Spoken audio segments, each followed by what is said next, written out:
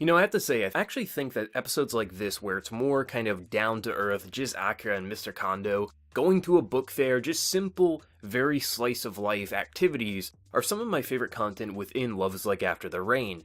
It's just cute, because even though they're not in an actual relationship just yet, it's nice to see them just have these moments of downtime. And of course, Akira is like, I'm his friend, things like that. The bookstore owner thinking that Akira is obviously his daughter, because that would be the obvious assumption. You see an older man who's in his late 40s, early 50s, you would think that someone like that would be a teenage daughter. But I just like it because there's so many like little moments throughout this episode that builds up to that ending where it's almost like inspiration for both of the characters. The episode pretty much starts off with Akira just staring up at the moon, just kind of like contemplating life in a lot of ways, and you would think that that scene wouldn't have that much of an importance to the overall episode, but I like how it ties into the end content because it's very interesting. The entire episode is kind of like showing both of the characters have lost something that they once had a huge passion for. Akira loved running, she was the best at her craft, and of course her injury put her out of the track team. We have Mr. Kondo, someone who we learned a lot more about his previous relationship with his wife, and it seems what obviously ended the relationship. He got too focused into the craft,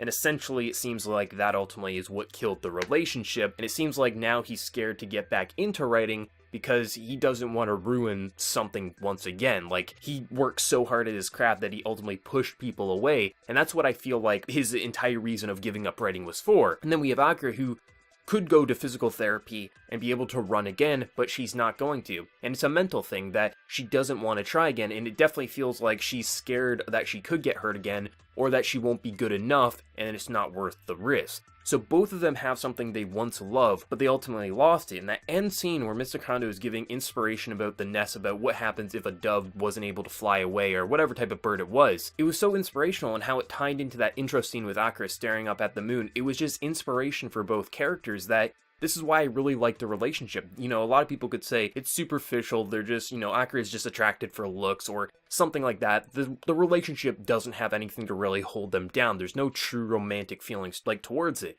But there absolutely is. That M team just perfectly encompasses why they are so perfect together. They're the yin and yang. They literally balance one another out, and they give the inspiration and the push that I think both need. Both of them don't have to go back to what they once did, writing, track team, but it's that push and the motivation that really drives relationships forward, and I absolutely adore how they handle it. It was just beautiful, and just all the simple scenes with Akira picking out the postcard that she wants, obviously picking out one that very much reminds her of her relationship with Mr. Kondo. Everything about it was just absolutely adorable. It was heartwarming, it was fun, it was a very slice of life episode, but I like these, and it's interesting how they can actually play with the slice of life idea, make you think that it's just going to be a kind of date-like episode, but ultimately, everything about the episode actually was building up to that end scene, and it was actually surprising. And one of my favorite aspects of the show, and I don't really mention it much, is its use of background art. Like, the background art is always solid. Like, sometimes it's pretty basic for anime, but at the end of the day, the background work is good. But they'll have scenes like this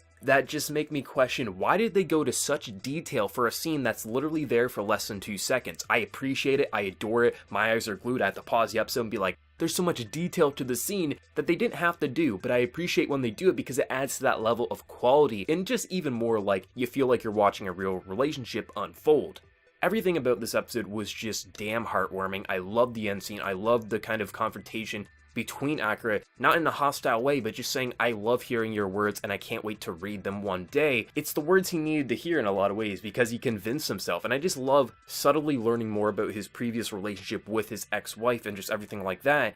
And I already want a second season. I want to continue seeing more of these characters in the animated form, and I can't wait to see where the final 2 episodes are going to go. I absolutely think the character development is on point. I think the relationship is building at a steady pace. You're definitely feeling like they're in a relationship but not in a relationship. It's just everything about it. You were convinced these two belong together, and even though the world might look at them like a father and daughter, both of them know what they truly are to one another, and that's heartwarming as can be. But let me know your thoughts. What did you think of episode 10 of After the Rain? Where do you think it's going to go next week? Let me know down in that comment section below, and before you leave, smack that like button, share your support. If you're new to the channel, be sure to subscribe. So until next time, everyone, please take care and have a good one.